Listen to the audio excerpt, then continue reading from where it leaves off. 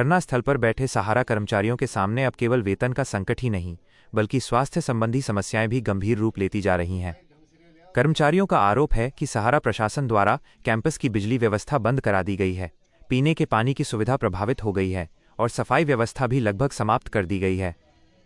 ऐसे हालात में धरनारत कर्मचारियों को विभिन्न बीमारियों और स्वास्थ्य संबंधी परेशानियों का सामना करना पड़ रहा है।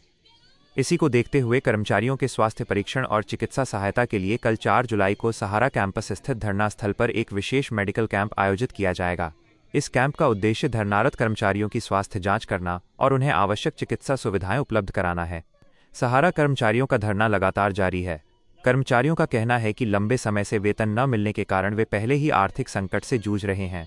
परिवार के खर्च, बच्चों की शिक्षा, चिकित्सा और दैनिक जरूरतों को पूरा करना उनके लिए लगातार कठिन होता जा रहा है।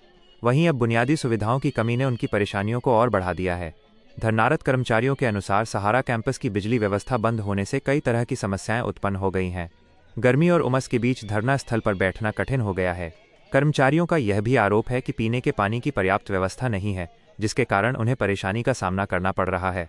इसके अलावा सफाई व्यवस्था प्रभावित होने से संक्रमण और अन्य स्वास्थ्य संबंधी खतरों की आशंका भी बढ़ गई है।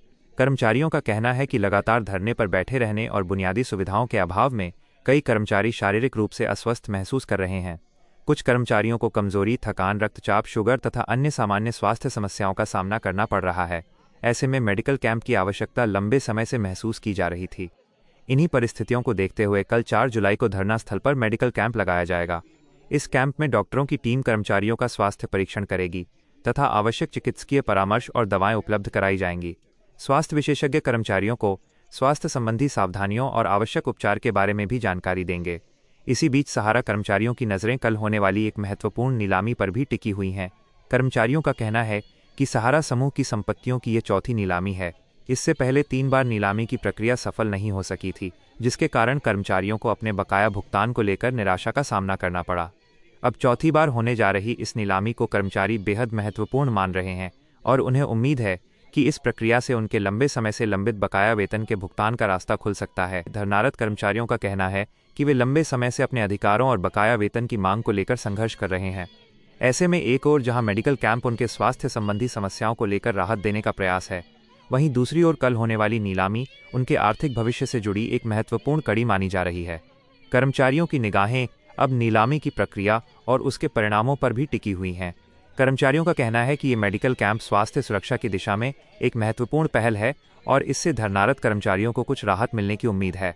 हालांकि उनका ये भी कहना है कि उनकी मुख्य मांग अभी भी बकाया वेतन के भुगतान और मूलभूत सुविधाओं की बहाली की है।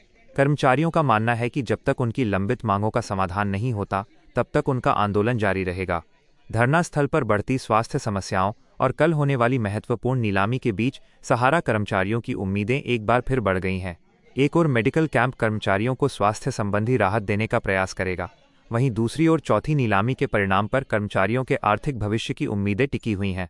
अब सभी की निगाहें इस बात पर हैं कि नीलामी प्रक्रिया का क्या परिणाम निकलता है और कर्मचारियों की वर्षों पुरानी मांगों के समाधान की दिशा में आगे क्या कदम उठाए जाते हैं।